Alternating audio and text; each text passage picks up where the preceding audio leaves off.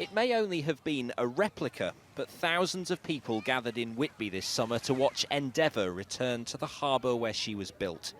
But now, after 240 years, the original ship, which carried Captain Cook to the discovery of Australia, is close to being rediscovered herself. When we find that vessel, the whole world will pay attention. For more than 2 decades, American marine archaeologists have been hunting for Endeavour's final resting place.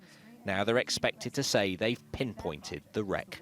I think it will put Captain Cook back in the sport, and of course all those people that sail with him.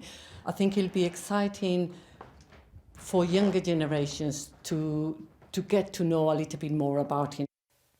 It was 1768 when Cook set sail on a scientific expedition to the Pacific, arriving in New Zealand a year later.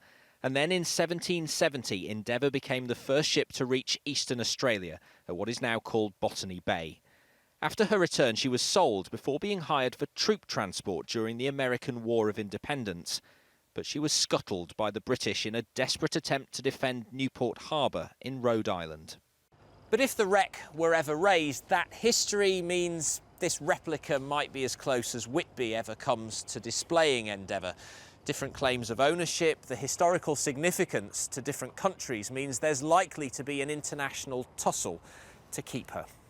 And even Captain Cook enthusiasts say the wreck's location in American waters isn't the only obstacle to returning her to the UK. You've got to get her up out of the water.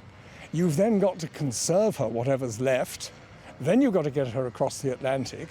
It's not really practical politics unless you can find me a squillionaire, send him to me with lots of lolly, and then we might talk to the Americans. The American team will reveal details of their findings tomorrow. Experts say the wreck is unlikely to add much to our knowledge of Endeavour, but for many the prospect of one day seeing the real thing is exciting enough. Ben Chapman, News at 10, Whitby.